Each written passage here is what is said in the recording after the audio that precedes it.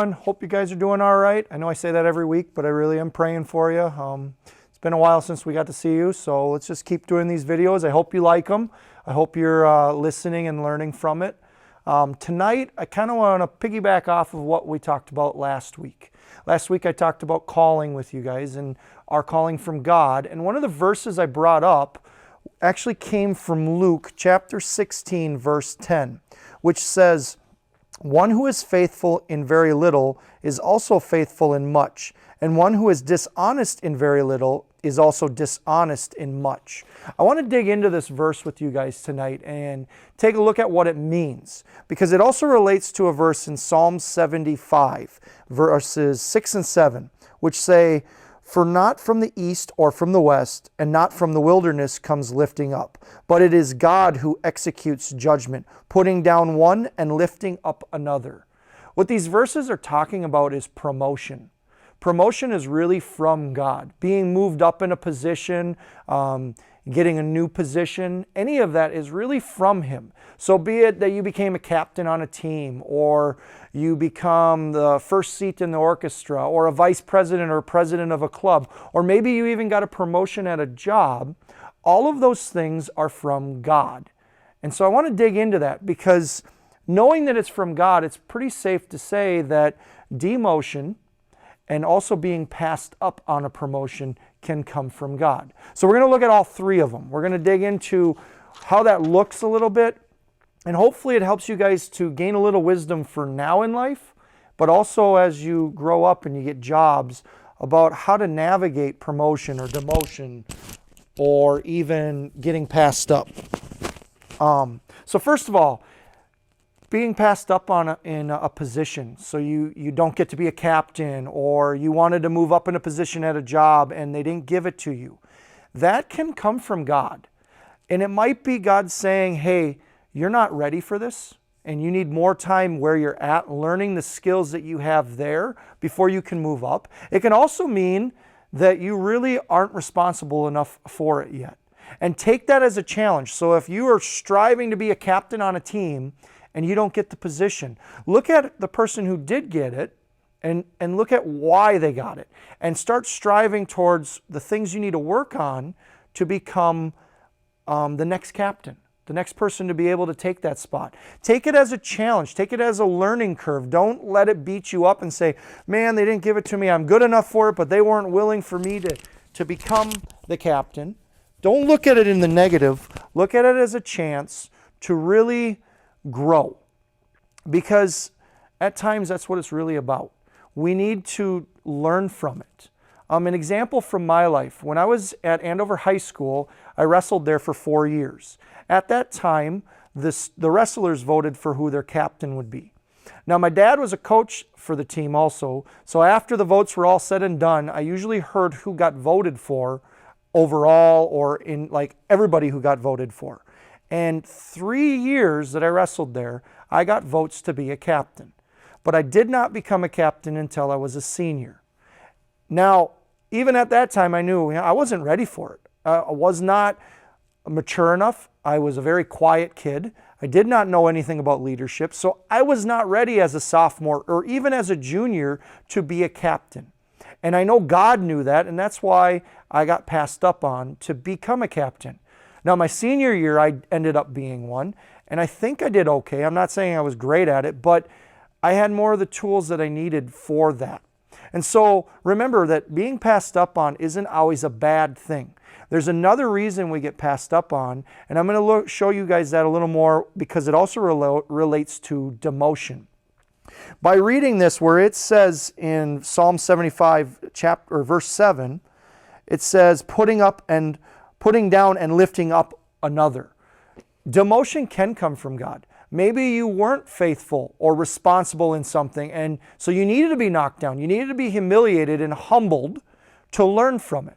Maybe you weren't in the right spot. But the other reason a demotion can come is maybe God needs to move you back into a different position because it's going to open a different door. Maybe you're in a spot and God's saying, if you stay here, that's a dead end. But if I move you back over here, another opportunity is going to present itself. A way to look at this is an archer has to draw an arrow back before he can fire it forward. So demotion might seem negative. Being demoted, getting knocked down might seem like a negative, but it actually could be a stepping stone for going forward. And in a business setting, sorry about my mic, guys. Let me fix it.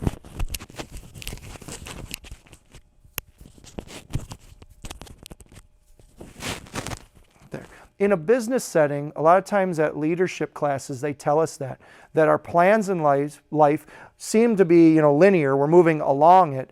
But in reality, we go backwards and up and down until we hit that goal. Demotion's like that. Sometimes you got to take a step back to actually get an opportunity to leap forward. And so don't allow, when you get passed up on or you get knocked down from something, don't allow those things to beat you up. Learn from them. Take them as an opportunity to grow more.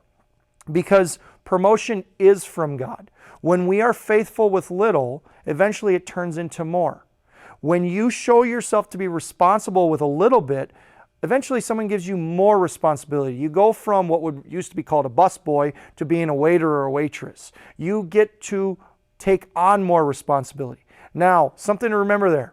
If you don't like stress and more work, don't take promotions. With promotions comes stress and more work. It doesn't mean you get to work into an easier position. Usually it's more difficult. But because you're responsible, that's why you're getting more responsibility. So I want to show you guys an example from the Bible of a person who went through a really crappy situation, a demotion, that led to a greater opportunity. This is one of my favorite stories in the Bible. It is a guy that I wish I could really meet and talk to. His name is Joseph. Joseph is the son of Jacob. He is one of 12 sons. He is his favorite son. He is the oldest of, I believe, Rachel's kids. And Joseph is going to become the head of the house. His father loves him. This is Joseph in the Technicolor dream coat, the multicolored coat. And not only does he know his father loves him and wants him to be the head of the house, he had dreams from the Lord that he was raised up to a position over his brothers. So at a young age, he probably was pretty arrogant, probably full of himself. Oh yeah, I'm the favorite of the family. I get to rule the house. I get the most inheritance. You guys are going to listen to me. So Joseph's brothers were jealous of him because he told them, hey, I had a dream that I rose up to a position over you guys and you bowed to me. So his brothers planned to have him killed. But instead, they sold him into slavery. He ends up as a slave in Egypt. So he's hundreds of miles away from home. Does that seem like he's getting that promotion? No, that's a demotion. He went from being a free man to being property. But even when he was a slave, he was faithful. And he did it to the best of his ability, and he did it to God's glory. And we know that because it says that he became the head of the house as a servant. So his master literally put him over the affairs of the house. And what's unique is in this book, or in this story, it says, and the Lord was with Joseph. And so now he's raised up to a new position, but he's still a slave. And then he gets accused of doing something horrible and ends up in prison. It wasn't true, but he ended up there. So now he's worse than property. He's basically dead. He's in a dungeon, and he's going to stay there the rest of his life. Again, demotion. He's going backwards. Could you imagine his conversations with God? Really? You told me I was going to be over my brothers. You told me I was in a position of authority. Everything was laid out. I had a plan. I knew what I was doing. And here I am rotting in a prison cell in Egypt, hundreds of miles away. And yet, even in that time, he was faithful and he did it to the best of his ability, working in the prison. And in that process, in that time, two of the servants of the Pharaoh ended up in prison. They both had dreams, and Joseph interpreted them. And the one interpretation, the one guy died, and the other one got freed and got to go to work for Pharaoh again. And when he was back out working for Pharaoh, the Pharaoh had a dream. No one could interpret it, and this guy remembered about Joseph. So Joseph was brought out of prison and brought before the most powerful man in the world and interpreted his dream, but not only that, told him how to overcome the challenge from the dream. You see, Pharaoh was being warned that there was a famine going to hit the land. And Joseph said, here's how you're going to deal with it. This is what we're going to do so that we can survive those 7 years. Pharaoh promoted him from being a prisoner and a slave to being his right-hand man. Second, he had all of the authority in the kingdom except for what was Pharaoh's. So he was basically the steward of the kingdom. And when he was steward, at this time when the famine hit, his brothers came to Egypt and he was able to rescue his family. So if you look at this, here's a guy who was told, hey, I have high plans for you. You're going to become the head. You're going to be over your brothers. But he gets demoted. He gets to become a slave, which humbled him and humiliated him. He had to learn to serve. Then he goes into prison, which humbled and humiliated him more, and he had to learn to serve there. So he was being taught all these forms of leadership, from being a shepherd to a slave to a prisoner, so that he was equipped to be Pharaoh's right-hand man and to run the kingdom for Pharaoh. He was being led by God to a position where he could literally save his whole household. So the reason I show you guys this is it says when you're faithful with little, you'll be faithful with much. It says that God raises us up. So promotion's from him. When in life things seem to be going backwards and not making sense, it doesn't mean that necessarily you're doing something wrong. It can be God equipping and training you for something later in life. You just need to be faithful in that time. You just need to be faithful in that work and do it to the best of your ability and trust God that he has something more for you. Because God led Joseph to Egypt to save all of Israel. If he would have grumbled and complained and gave up, who knows what really would have happened. But he didn't. He stayed faithful to God. So in your guys' life, whatever God's calling you to do it to the best of your ability. Be faithful in it, responsible in it. Trust God. And if you get passed up on a promotion, or if you get a demotion, or even if you are promoted, again, praise the Lord. Praise him in it. Do it to your best of your ability. This is why it says that the rain falls upon the righteous and the wicked. We praise God regardless of what's going on because we know he's in control. And so I want to challenge you guys to just step up and be faithful. And in whatever God's asking you to do, be faithful in it because it's going to lead to something else. I hope you guys are having a great week. I'm still praying for you. God bless.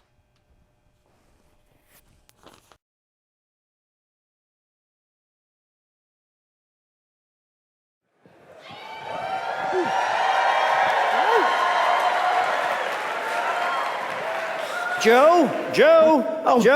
Hey, Dad. Hey. Oh, I see you still got that limp. Yeah, old wrestling wound right there. Yeah. All right, let me look at you, boy. Oh, yeah, you're my favorite. You are my favorite, Joe. Thanks, Dad. Thanks. You are such my favorite that I made you something. Made you a coat. Made you a coat. Look at that. Yeah, you like that, huh? You like that? I made you a coat. Of many different colors, because I couldn't just pick one. I had to do it all. Yeah, you could have picked one. No. Woo. Wow, that is, You like Dad, it? this is so nice. It's so nice. I tell you what I'm going to do. I'm going to fold it real neatly and put it in a drawer where no one can see it and where it will not get hurt. I'll just do that. Is that cool?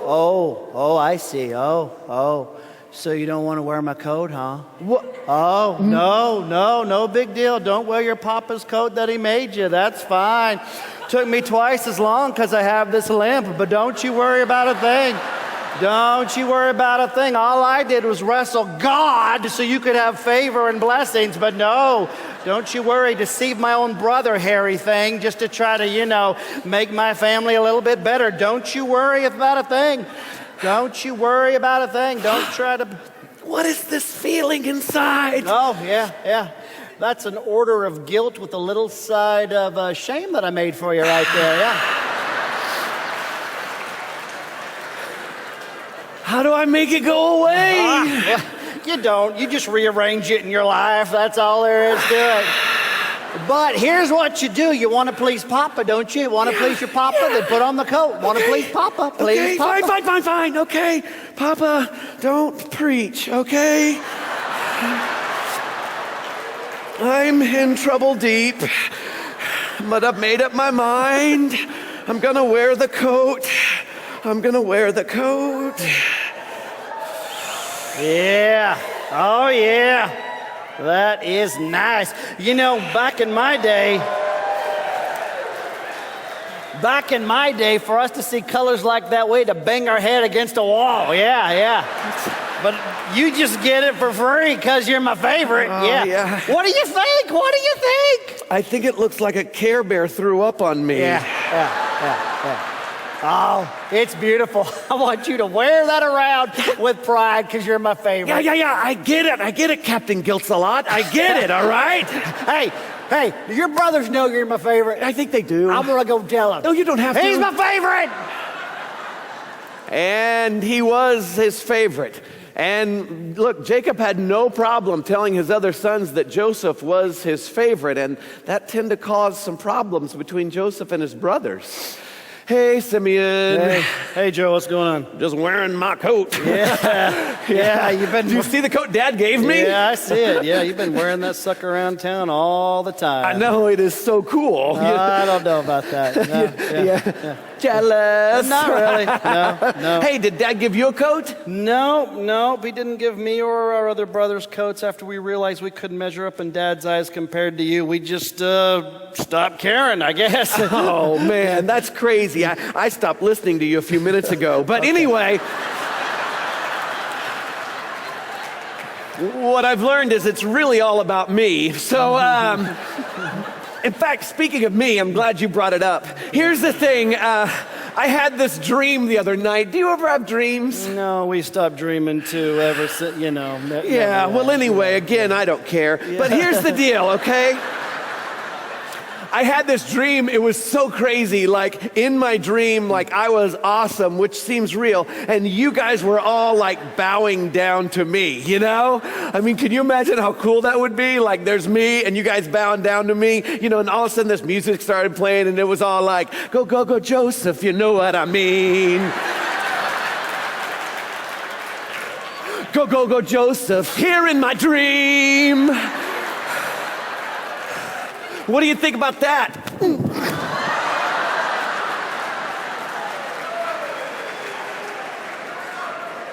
That's what I think about that. And that's what they did think about that. These brothers, they got jealous. They were just disenchanted with life. Instead of focusing on them and what God had for them, they focused so much on Joseph and what he had. Instead of getting better, they got bitter. And the truth of the matter is, things didn't get better for Joseph. Joseph was beaten up by his brothers. He was sold into slavery. He ends up in Egypt. And while he's in Egypt, he's working for a man named Potiphar. Now, Potiphar's a good man. Potiphar takes care of Joseph. He respects Joseph and puts Joseph in charge of everything. But you know how it is. In the midst of when everything seems to be going right, all of a sudden, temptation rears its ugly head. And did I say... it was an ugly head.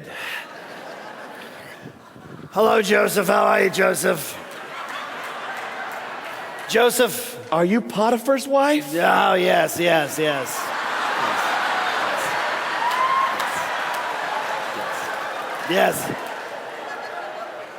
Joseph, you are like a red hot chili pepper, Joseph.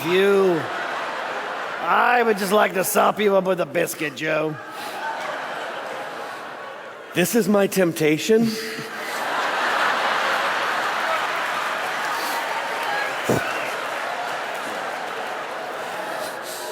Man, the Old Testament stinks. Joseph, I tell you what, why don't we go back? I have a proposition for you. Why don't we go back to my place? I have Maroon 5 on my playlist, and we can do what Al Green sings about. How about that? What does he sing about? Let's get it on.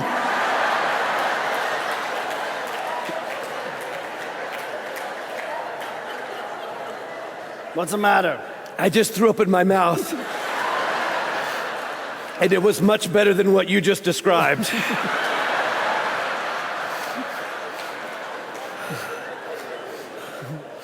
Mrs. Potiphar's wife, are you trying to seduce me? Is it working? Not so much. It's either me or jail, baby. It's me or jail. I'm having trouble telling the difference.